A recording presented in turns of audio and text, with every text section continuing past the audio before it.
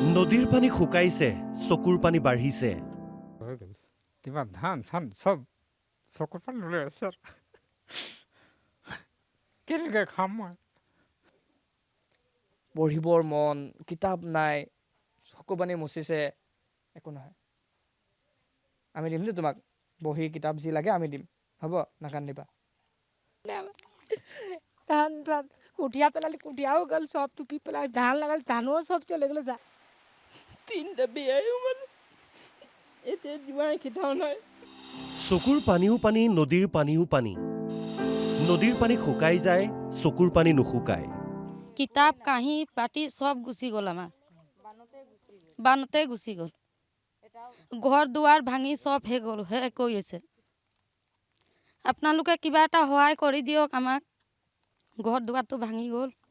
চৰাইদেউৰ লাকুৱা চফ্ৰায়েই হওক বা নাজিৰাৰ বিহুবৰ নেপালী খুটিয়েই হওক, সকলোতে কেৱল ধ্বংসস্তূপ, বিভীষিকা। বান শুকাল, কিন্তু এতিয়া বাঢ়িছে আচল সমস্যাবোৰ। মানুহবোৰে একো উৱাদিহ পোৱা নাই, কলৈ যাব, কি কৰিব।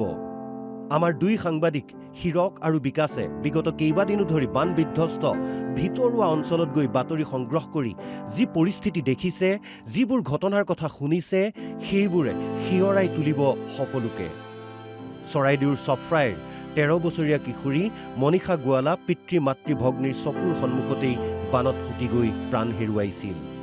আজিও চকুলোৰ সাগৰত ডুবি আছে পিতৃ মাতৃ। তাৰ পাছত গৈ মেলি পিছলি খাল নাই। এতিয়া মই আকৌ একো কৰিব নোৱাৰিলোঁ, ধৰিবও নোৱাৰিলোঁ, একোৱে নাই। মই কি কৰিম? মই চিঞৰিছোঁ আৰু চিঞৰি মেলি ক'ত নাপাম। মানুহ এগৰাকী এটা মানুহ হাতৰি মেলি গ'ল, নাপালে। তাৰপাছত ঢেৰ মানুহ লগালোঁ, তাৰপাছতে তাক বিচাৰি ওলালে আৰু। চৰাইদেউৰ খনাক্ৰান্তৰ দৃশ্য এয়া। বানত সৰ্বশ্ৰান্ত এটা পৰিয়াল, অসহায় পিতৃয়ে কান্দিছে। কণমানি কন্যাই কৈছে, মোৰ আকৌ পঢ়িবৰ মন। কিন্তু বানে কিতাপ, ইউনিফৰ্ম সকলো শেষ কৰি দিলে। কি নাম? অমিলা। অমিলা। কিবা বাছিল নে তোমাৰ? নাই। কিতাপ, কাগজ, কলম, বহি? কিতাপ নাই। আৰু মা দেউতা কি কৰিছে? দেউতা কান্দি আছে। কি লাগে এতিয়া কোৱাচোন? কিতাপ। কিতাপ লাগে। আৰু কি লাগে? ইউনিফৰ্ম। ইউনিফৰ্ম লাগে। খাব পাইছানে? কিবা খাইছানে? কি খাইছা? ভাত। ভাত খাইছা? ইয়াতে তোমাৰ মুঠতে অবৰ্ণনীয় পৰিৱেশ। বানৰ সৈতে যুঁজি কোনোমতে প্ৰাণ ৰক্ষা পৰিল। এতিয়া বোকা পলসৰ সৈতে যুঁজি বিধ্বস্ত ঘৰখন ঠিক কৰাৰ পৰ্বত সম প্ৰত্যাহ্বান। এই মুহূৰ্তত ঘৰখন আহি উপস্থিত হৈছোঁ। তেওঁলোকে ৰিলিফ কেম্পত আছিলে। ৰিলিফ কেম্পৰ পৰা আহি তেওঁলোকে ঘৰটোত সোমাইছে যদিও ঘৰটো এতিয়াও একেবাৰে থাকিব নোৱাৰা এটা পৰিৱেশ। এয়া চাওক, বোকাৰ দম এইদৰে।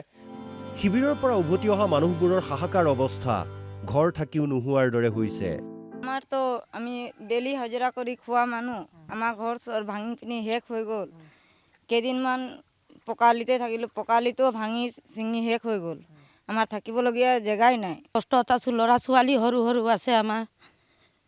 ইমান সোনকালে বানপানী সোমালে যে আমি ৰাস্তাত থাকিছিলোঁ, ৰাস্তাতো বানপানী সোমাই গ'ল। স্কুলত গ'লোঁ, স্কুলতো বানপানী সোমাই গ'ল। তাৰপৰা পলাই গ'লোঁ কলপ ঘৰতো সোমাই গ'ল পানী। এয়া নাজিৰাৰ নাগালেণ্ড সীমান্তৰ নেপালী খুঁটিৰ দৃশ্য।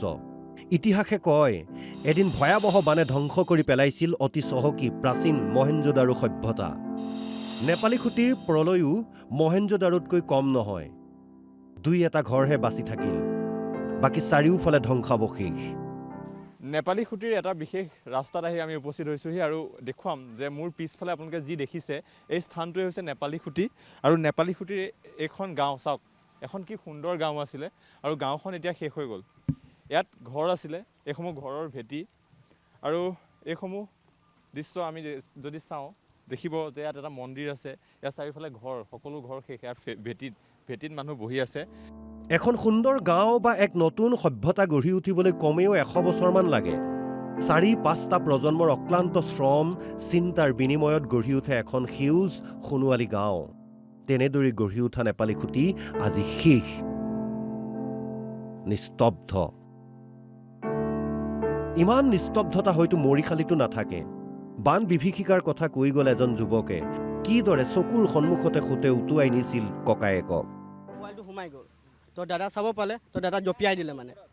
একদম জঁপিয়াই দিয়া আছে দাদা মানে গায়ব দাদা দেখিয়ে নাপালোঁ মানে ক'ত গ'ল একো দেখিয়ে নাপালোঁ আৰু আমাক চবতকৈ জ্যেষ্ঠ দাদাই আছিলে হয় আৰু মাও উতলি গৈছিলে মাক যেনে তেনে ধৰি ৰখালোঁ দাদাক বচাব নোৱাৰিলোঁ নাজিৰাৰ এখন গাঁৱৰ এগৰাকী মহিলাই বৰ্ণনা কৰিলে কিদৰে ২৪ দিনীয়া কেঁচুৱাটি লৈ বান সংসাৰৰ পৰা পৰিত্ৰাণ বিচাৰি নিজকে ৰক্ষা কৰিছিল এনেকুৱা কষ্ট হৈছিলে মানে পানী হৈ গ'ল ইফালে ওলাব নোৱাৰি কেঁচুৱা লৈ তাৰপিছত দৌৰ মাৰি ওলালোঁ বাইহেঁতি লৈ গ'ল কেঁচুৱাটো ধৰি কাপোৰ চাপোৰ ল'ব পৰা নাই